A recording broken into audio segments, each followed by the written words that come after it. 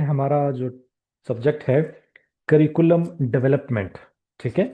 निसाब साजी क्या होती है, इसको आज हम आते हैं डिस्कस करते हैं। तो चलिए स्टार्ट करते हैं। निसाब साजी हमारे पास करिकुलम क्या है।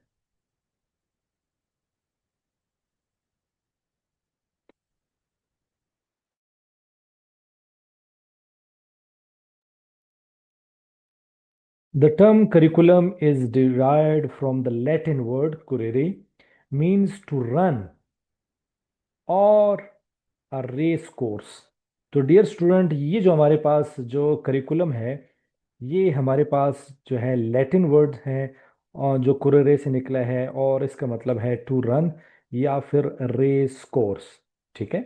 यानी कि दौड़ना या फिर दौड़ने की जो जगह होती है, जो मखसूस होती है, जहाँ पे लाइनें होती हैं और जहाँ पे जो है भागने के लिए चलते हैं, वो हमारे पास जो है रेस कोर्स कहलाता है।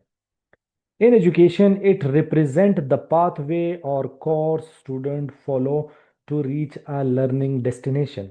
तो लिहाजा एजुकेशन में जब हम इन रेस कोर्स की बात करते हैं, तो हम इन रास्ते इसको फिर रास्ते का दर्जा देते हैं। इस रास्ते पे चलते हुए हम लर्निंग डेस्टिनेशन पे पहुंचते हैं, यानी कि अपने मंजिल तक पहुंचते हैं। जो बच्चों को हमने सिखाना होता है वो हमारा लर्निंग डेस्टिनेशन होता है। और लर्निंग डेस्टिनेशन यानी कि इस मंजिल तक पहुंचने के लिए हम ये रास्ता इख्तियार करते हैं, जिसको हम पाथवे कहते हैं।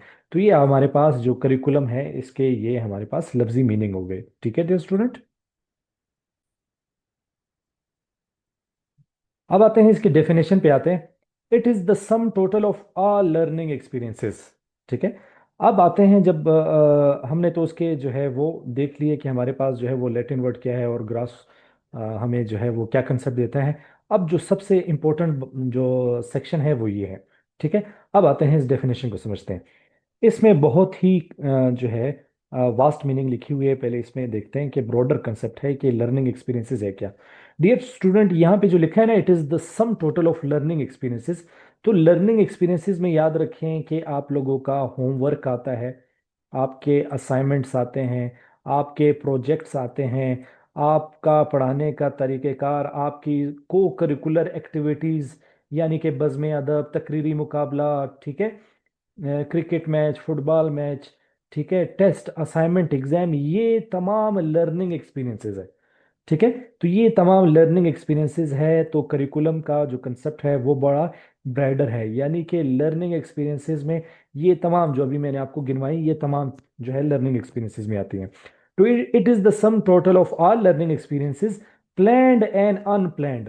प्लैंड वो है जो हमें किताब में दी गई है कि आपने पहले ये पढ़ाना है, अपने दूसरा पढ़ाना है। अनप्लैंड वो है कि कभी मैंने जो है बच्चों को बज़्म अदब प्रोग्राम पे ले गया, तो कभी मैंने उसको जो है बॉय स्काउट, गर्ल स्काउट के हवाले से प्रोग्राम कर दिए, कोई तकरीरी मुकाबले कर दिए। ये अनप्लैंड होते हैं। ठीक है। Date occur within an educational setting. तो ये हमारे पास तालीमी इदारे के अंदर जो है ये जो पेश आते हैं, इन तमाम को लर्निंग एक्सपीरियंसेस कहते हैं। और इन सब को अचीव करना जो है वो करिकुलम कहलाता है। तो अब मुख्तसरन जो है मैं आपको समझाता हूँ कि करिकुलम उस चीज़ को कहते हैं कि एक एजुकेशनल बाउंड्री, यानी कि एक स्कूल के अंदर जितने भी हमारे पास लर्निंग एक्सपीरियंसेस हैं बच्चों के सीखने के हवाले से, जो प्रोग्राम हैं, चाहे वो टेस्ट हो, चाहे वो को करिकुलर एक्टिविटीज़ हो, बज़्म अदब हो, क्रिकेट प्रोग्राम हो, फुटबॉल प्रोग्राम हो, सुबह की असेंबली हो, वो तमाम हमारा करिकुलम कहलाता है। ठीक है डियर स्टूडेंट। चलिए जी, अब हम आगे चलते हैं। ये उम्मीद करता हूँ ये कंसेप्ट क्लियर होगा। अच्छा जी, जब हम कंटेंट क्लियर करते हैं तो सबसे पहले फिर कुछ जो टर्म्स हैं वो हमें कंफ्यूज करते हैं। तो पहले हम इन कंफ्यूजन को दूर करते हैं। मिसाल के तौर पे हम जब करिकुलम समझते हैं तो हमारे जहन में आता है कि फिर सिलेबस क्या चीज़ है, फिर हमारे जहन में आता है कोर्स क्या चीज़ है, फिर हमें जहन में आती है कि टेक्स्ट बुक क्या चीज़ है। तो ये चीज़ें जो हैं अब हम डिस्कस करते हैं और इन रिलेटेड टर्म्स को जो है वो समझते हैं कि एक दूसरे से कैसे मुख्तलिफ है। ठीक है। तो चलें जी, स्टार्ट करते हैं। सबसे पहले हमारा करिकुलम है, the curriculum is a global umbrella covering the entire educational program. जैसे पिछले स्लाइड में मैंने बताया कि किसी भी एजुकेशनल इंस्टीट्यूशन के अंदर जितने भी प्रोग्राम होंगे सीखने के, सिखाने के, वो करिकुलम कहलाते हैं। ठीक है। इसके एग्जाम्पल में देखते हैं। The national secondary school curriculum in Pakistan includes all subjects, जैसे मैथ, इंग्लिश, साइंस, इस्लामियात, को curricular activities, learning outcomes and assessment methods. अब देखें कि इस करिकुलम में हमारे मैथ है, इंग्लिश है, साइंस है, इस्लामियात है, और इसके साथ को करिकुलर एक्टिविटीज एक लफ्ज़ के अंदर पूरे जो समंदर को कूजे में बंद किया हुआ है। को करिकुलर एक्टिविटीज जैसे मैंने पहले आपको गिनवाया है कि गर्ल स्क्वाड, बॉय स्क्वाड, ठीक है, स्पीच कंपटीशन, ठीक है, क्रिकेट, फुटबॉल मैच, असम्बली, ठीक है, ये सारी चीज़ें जो है को करिकुलर एक्टिविटीज़ में आती हैं। तो लिहाजा एक तो हमारे पास वो एकेडमिक्स जो सब्जेक्ट्स वो पढ़ाना, को करिकुलर एक्टिविटीज़, इसके अलावा लर्निंग आउटकम्स और असेसमेंट मेथड जो हमारे पास एग्जाम है, वाइवा है, टेस्ट है, ये तमाम जो है वो करिकुलम के जो है वो कंसेप्ट में आते हैं। इसीलिए इसको कहते हैं ग्लोबल अम्ब्रेला, यानी कि ये एक ऐसी छतरी है, ऐसी छतरी है, उसमें सिलेबस, कोर्स, कंटेंट, सब कुछ जो है इसी छतरी के नीचे आता है। ठीक है, चलिए जी अब हम आगे चलते हैं, देखते हैं कि हमारे पास सिलेबस क्या है डियर स्टूडेंट्स। सिलेबस की जब हम बात करते हैं तो आपने सुना होगा कि हम कहते हैं कि भाई सिलेबस नहीं आया। सिलेबस कौन सा है? सिलेबस 2019 का चल रहा है। एजुकेशन के हवाले से अगर हम बात करें कि 2026 का सिलेबस नहीं आया, हम 2019 का सिलेबस फॉलो कर रहे हैं, तो ये वर्ड आपको बहुत जो है वो सुनने में आएगा। चलिए अभी इसको देखते हैं, समझते हैं। The syllabus is a narrow specific document listing the topics and schedule for a single subject. ठीक है, तो मिसाल के तौर पे ये दिया गया है, the grade 10 biology syllabus outline chapters like genetics, ecology and human physiology along with a monthly teaching plan. तो जो सिलेबस है वो हमारे पास क्या है, करिकुलम के मुकाबले में इसका जो कंसेप्ट है वो थोड़ा नैरो है, यानी कि छोटा है, मखसूस है। लेकिन इसमें क्या होता है कि इसमें हमारे पास टॉपिक्स बता दिए जाते हैं, और एक ही सब्जेक्ट के टॉपिक बता दिए जाते हैं जिनको हमने जो है कवर करना होता है। इस चीज को हम कहते हैं सिलेबस। ठीक है, मैं आपको जरा भी अपने लेक्चरर एजुकेशन की जरा मैं आपको ले जाता हूँ कि हमारे पास जो है वो सिलेबस क्या है। अब देखिए, ये हमारे पास जो है कमीशन की तरफ से सिलेबस है। ये सेक्शन मिसाल के तौर पे ये सब्जेक्ट हम पढ़ रहे हैं। अब ये देखें, ये लिस्ट ऑफ टॉपिक्स है, 1 2 3 4 5, ये लिस्ट ऑफ टॉपिक्स हैं। ये हमें सिलेबस दिया गया है, अब हम इसको मुकम्मल करेंगे। ये हमारे पास सिलेबस है, सिर्फ इस करिकुलम डेवलपमेंट का सिलेबस है। एजुकेशनल एडमिनिस्ट्रेशन एंड सुपरविजन का जो सिलेबस है वो ये है, अलग है। इसी तरह जो है जब हम इसको स्कूल में इंप्लीमेंट करते हैं तो हम कहते हैं कि ये इंग्लिश का सिलेबस है और ये हमारे पास उर्दू का सिलेबस है। ठीक है, इस तरह हम जो है वो एक दूसरे से इसके कंपैरिजन करते हैं। ठीक है डियर स्टूडेंट, चलिए जी मैं दोबारा आपको अभी उसी स्लाइड पे ले जाके चलता हूँ। तो हमारे पास जो है डियर स्टूडेंट करिकुलम हो गया, सिलेबस क्लियर हो गया। अब आते हैं course. Course, a course is a specific unit of study within a larger program. ठीक है, तो ये हमारे पास किसी बड़े प्रोग्राम के अंदर एक मखसूस इकाई को हम जो है कोर्स कहते हैं। मिसाल के तौर पे हम कहते हैं कि भाई ग्रेड 9 का हमें कोर्स दें। ठीक है, आप अक्सर जाते हैं, मैं आपकी और जो है आसानी कर देता हूँ। आप अक्सर जाते हैं, बुक शॉप जाते हैं, स्टेशनरी जाते हैं, और वहाँ पे आप कहते हैं कि मुझे जो है छठी का कोर्स दे, मुझे जो है सातवीं का कोर्स दे। अब सातवीं का क्या है कि पूरा जो स्पेसिफिक यूनिट ऑफ स्टडी जो है आपको दिया जाता है, पूरा जो एक साल के अंदर जितने सब्जेक्ट्स आप पढ़ेंगे उन सब का मजमुआ आपको दिया जाता है। उस चीज को जो है कोर्स कहते हैं। मिसाल के तौर पे देखें, ग्रेड 9 में हमने यहाँ पे जो है एग्जांपल दी है, mathematics, English, Urdu, Pakistan study, ठीक है, ये सब्जेक्ट्स जो है, फिजिक्स, केमिस्ट्री, बायो, ये हमारे पास ग्रेड 9 का जो है वो कोर्स है। ठीक है, तो अब आपको डियर स्टूडेंट समझ आ गया होगा कि करिकुलम और सिलेबस और कोर्स में क्या फ़र्क है। ठीक है, अब हम मजीद आगे कुछ हमारे टर्म्स हैं जो इंपॉर्टेंट है, उसको अभी हम समझते हैं। अब हम आते हैं कंटेंट। कंटेंट को देखते हैं कि हमारे पास कंटेंट क्या है, फिर हम सीखेंगे टेक्स्ट बुक क्या है, और फिर हम सीखेंगे प्रोग्राम ऑफ स्टडी क्या है। अब आते हैं कंटेंट पे। तो डियर स्टूडेंट, कंटेंट को अगर मैं एक सिंपल वर्ड में आपको बताऊं तो आपके लिए आसान हो जाएगा। कंटेंट एक टॉपिक को कहते हैं। मिसाल के तौर पे देखें, केमिस्ट्री की जो बुक है वो, उसमें कितने चैप्टर्स होंगे, कितने उसमें जो है वो हेडिंग्स होगी। तो टीचर कहेगा कि भाई आज जो है मैंने आपको एटम पढ़ाना है, तो ये एटम जो होगा ये हमारे पास कंटेंट है, ये हमारे पास कंटेंट है। ठीक है, तो यानी मखसूस टॉपिक को जो है हम कंटेंट कहते हैं। ठीक है, चलें जी, अभी हम इसको समझते हैं। Content is the actual body of knowledge और स्किल टू बी लर्न। तो कंटेंट जो होता है वो हमारे पास एक स्पेसिफिक नॉलेज या स्किल होता है जिसको हम सीखते हैं। एक स्पेसिफिक स्किल या नॉलेज होता है। मिसाल के तौर पे हम यहाँ पे मैथमेटिक्स की एग्जांपल लेते हैं कि मैथमेटिक्स के कोर्स में content including algebraic formulas, equations and problem solving techniques. अब ये देखें, ये मेरे पास तीन कंटेंट है। ठीक है, ये हमारे पास क्या है, तीन कंटेंट है जिसको हम डिस्कस करें। अलजेब्रिक फार्मूलाज, इक्वेशन और प्रॉब्लम सॉल्विंग, ये तीन जो है मेरे पास कंटेंट है जो हम डिस्कस करेंगे। ठीक है डियर स्टूडेंट। चलिए जी, अब हम चलते हैं टेक्स्ट बुक की जानिब चलते हैं कि हमारे पास टेक्स्ट बुक है क्या। A textbook is simply one medium or tool used to deliver that content. ठीक है, तो हमारे पास किताब क्या है कि हमें करिकुलम जो है वो याद रखें कि करिकुलम में हमें बता दिया जाता है कि आपने बच्चे को मिसाल के तौर पे ये अलजेब्रिक फार्मूलाज बताने हैं, तो अलजेब्रिक फार्मूलाज मैं कैसे बताऊंगा या कैसे सिखाऊंगा, या जो इक्वेशंस हैं ये हमें बता दिए जाते हैं करिकुलम में कि आपने क्लास में सेवन्थ या एट्थ या नाइन्थ में आपने बच्चों को इक्वेशन पढ़ाने हैं। तो मैं कैसे पढ़ाऊंगा या टीचर कैसे पढ़ाएगा।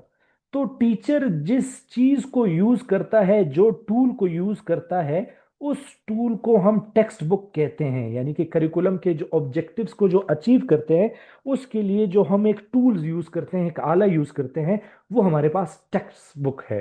ठीक है, तो टेक्स्ट बुक को हम इसलिए यूज करते हैं कि अपने उन ऑब्जेक्टिव्स को अचीव करें। और ये गवर्नमेंट की तरफ से जो है एक टेक्स्ट बुक मंजूर की जाती है गवर्नमेंट स्कूलों के लिए। तो गवर्नमेंट स्कूल में वो पढ़ा जाता है। इसके अलावा आपने देखे हैं कि और मुख्तलिफ कंपनीज के जो है बुक्स होते हैं, ऑक्सफोर्ड है, गाबा है, ठीक है, पैरामाउंट है, ये मुख्तलिफ किस्म के जो टेक्स्ट बुक हैं, हर कोई जो है टेक्स्ट बुक अलहदा बनाते हैं और फिर अपने स्कूलों में भिजवाते हैं। अभी गवर्नमेंट स्कूल है वो पाबंद है बलूचिस्तान टेक्स्ट बुक बोर्ड की जो है वो बुक यूज़ करेगा। ठीक है, इसी तरह जो प्राइवेट स्कूल हैं वो ऑक्सफोर्ड की भी यूज़ करते हैं। कुछ हमारे पास प्राइवेट स्कूल्स हैं वो गाबा की टेक्स्ट बुक भी यूज़ करते हैं। तो उन तमाम से मैथमेटिक्स पढ़ाई जाती है, लेकिन वो लेवल का फ़र्क होता है। किसी में बहुत कम्प्लेक्स जो है वो, ज़ाहिर है कोई अच्छे स्कूल होंगे जहाँ पे बच्चे जो है वो थोड़े जो है उनको फैसिलिटीज़ या रिसोर्सेज जैसे अवेलेबल हैं, उनको अच्छी जो है वो सहूलियात मैसर है, तो ज़ाहिर है वो फिर ऑक्सफोर्ड की पढ़ते हैं। ठीक है, और गवर्नमेंट के हवाले से जो है तो वो फिर बलूचिस्तान टेक्स्ट बुक बोर्ड के पढ़ते हैं। ठीक है, इस तरह जो है इसमें तकसीम की गई है। अच्छा जी, एग्जाम्पल पे आते हैं। A physics text book use in grade 11 provide explanation, diagram, exercise to teach core concept. अब जैसे फिजिक्स की टेक्स्ट बुक है ग्रेड 11 की, उसमें जो है एक्सप्लेनेशन दिए गए हैं, डायग्राम दिए गए हैं, एक्सरसाइज दिए गए हैं, जिनसे हम इन चीज़ों को जो है वो पढ़ते हैं। ठीक है। अच्छा जी, फिर हमारे पास आती है program of study. This refers to a specific sequence of a course student must complete to earn a credential। ठीक है, तो प्रोग्राम ऑफ स्टडी उस चीज को कहते हैं, ये मुख्तलिफ कोर्सेज है। पहले जो हमने पढ़ा था ना कोर्स, ये हमारे पास कोर्सेज है। तो ये मुख्तलिफ कोर्सेज हैं जिसको जो है स्टूडेंट के लिए ज़रूरी होता है कि वो उस डिग्री को मुकम्मल कर सके, उस सनद को मुकम्मल कर सके। मिसाल के तौर पे अभी आप लोगों ने जो है वो बीएड ऑनर्स किया होगा या आपने बीएस एजुकेशन किया होगा।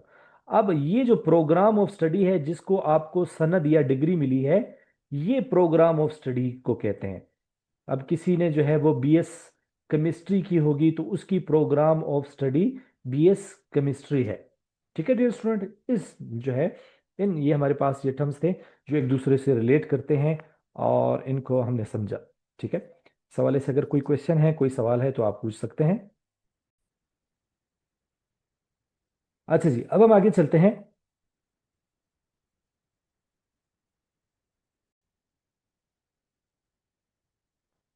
अच्छा जी, अब हम आते हैं हमारे पास नेचर ऑफ करिकुलम पे आते हैं।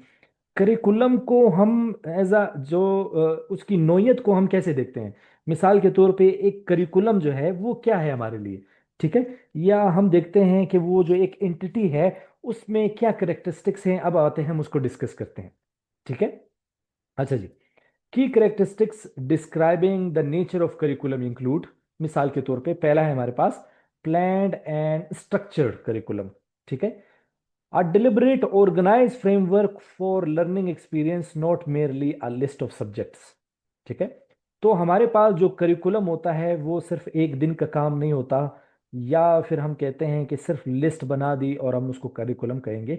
ये बहुत ही प्लान्ड होता है, स्ट्रक्चर्ड होता है।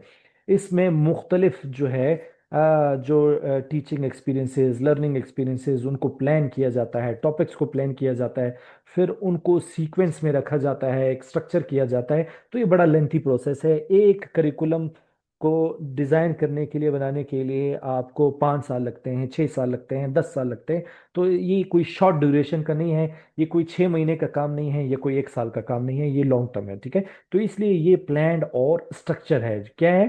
करिकुलम की नौयत जो है वो प्लान्ड और स्ट्रक्चर्ड है। अच्छा जी। फिर हम आते हैं डायनेमिक एंड इवॉल्विंग है।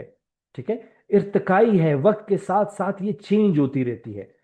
It changes to reflect advancement in knowledge, societal shifts and new educational goals। ये वक्त के साथ साथ इवॉल्व होती है, इर्तिकाई अमल होती है। मिसाल के तौर पे जो मैंने मैट्रिक में टॉपिक्स पढ़े थे वो आप लोगों ने नहीं पढ़े। अब जो आप लोगों ने पढ़े थे वो जो अभी एफएससी कर रहे हैं उन्होंने नहीं पढ़े। अब वो जो एफएससी वाले मास्टर में पहुंचेंगे तो उनसे जो पूछा जाएगा कि आपने एफएससी में क्या पढ़ा था, वो भी जो है वो चेंज होंगे। ठीक है। तो इस तरह हमारे पास जो है ये चीज़ें जो है ये करिकुलम जो है ये इवॉल्व होती रहती है, चेंज होती रहती है। ये कंटिन्यूअस प्रोसेस है। इसमें हमारे पास क्या आती है? एक तो नॉलेज अपडेट हो रही होती है, उसके बाद जो है जो सोसाइटी में नए ट्रेंड्स आ रहे होते हैं। अब देखिए टेक्नोलॉजी का एक नया ट्रेंड आया तो बिल्कुल जो है हमारे पास जो करिकुलम है उसमें एक नई डाइवर्सिटी आई। ठीक है। तो इस तरह हमारे पास जो है एजुकेशनल गोल्स जो है तब्दील हो जाते हैं। पहले जो है किसी चीज़ में जो है फोकस होता है, और जब एक नई टेक्नोलॉजी आती है या न्यू एनवायरनमेंट आता है या जॉब्स के हवाले से आते हैं तो फिर न्यू एजुकेशन गोल आ जाता है। ठीक है। तो सेकंड जो पॉइंट था कि हमारे पास एजुकेशन जो है वो इवॉल्विंग है, इर्तिकाई अमल है। ठीक है, करिकुलम। अच्छा जी। तीसरा हमारे पास है comprehensive. Incorporate both formal classroom instruction and extracurricular activities, the totality of experiences। तीसरा हमारे पास करिकुलम जो है वो बहुत ही जामे है। यानी कि इसको हम ये मखसूस नहीं कह सकते कि आपने मैथ की बुक में जो कुछ पढ़ा है बस यही है। इसमें हम को करिकुलर एक्टिविटीज को भी डाल देते हैं। तो को करिकुलर की एक्टिविटीज के डालने से हमारे पास जो लर्निंग है उसका जो स्कोप है वो बहुत ज़्यादा फैल जाता है, स्कूल, कॉलेजेस, यूनिवर्सिटीज़ वहाँ तक फैल जाता है। तो लिहाजा ये बड़ा कॉम्प्रिहेंसिव है, फॉर्मल हो या इनफॉर्मल हो, उसमें फिर बहुत सारी जो है वो चीज़ें इसमें आ जाती हैं। नेक्स्ट हमारे पास है गोल ओरिएंटेड होता है ये curriculum. Focused on specific outcomes and the purpose of development of skills, knowledge and attitudes। इसके बाद जब हमारे पास ये गोल ओरिएंटेड होता है, मिसाल के तौर पे अगर हम साइंस की बात करें या आर्ट्स की बात करें तो हम बच्चों को स्किल सिखाएंगे। ये हमारे पास डियर स्टूडेंट जो ब्लूम्स टेक्सोनोमी में हमारे पास कौन सा डोमेन था? ये हमारे पास साइकोमोटर डोमेन था। हम नॉलेज सिखाते हैं बच्चों को, कोई डेफिनेशन बताते हैं, कोई जो है थ्योरी बताते हैं। ये हमारे पास कौन सा डोमेन था डियर स्टूडेंट ब्लूम्स टेक्सोनोमी में? ये हमारे पास कॉग्निटिव डोमेन था। ठीक है। अच्छा जी। एटीट्यूड्स हम सिखाते हैं, ठीक है, फीलिंग्स, इमोशन करते हैं, तो ये हमारे पास ब्लूम्स टेक्सोनोमी में कौन सा डोमेन है? ये हमारे पास अफेक्टिव डोमेन है। ठीक है। इस तरह जो है हम जो है गोल को देखते हैं। अभी साइंस में हमारा गोल होगा साइकोमोटर डोमेन, हुनर के हवाले से जो होगा। उर्दू इंग्लिश में हमारा जो गोल होगा वो नॉलेज बेस्ड होगा, वो कोग्निटिव होगा। इसी तरह इखलाकियात, इस्लामियात, इस तरह सब्जेक्ट्स में हमारा जो डोमेन या गोल होगा वो इफेक्टिव होगा। ठीक है। अच्छा जी। इसके बाद है हमारे पास multi faceted types. Include the written, official, supported resources, taught, delivered and hidden and implicit curriculum. तो इसके अलावा हमारे पास ये एक ऐसा कंसेप्ट है जिसके बहुत ज़्यादा जो है अशकाल हैं, बहुत ज़्यादा रोल हैं।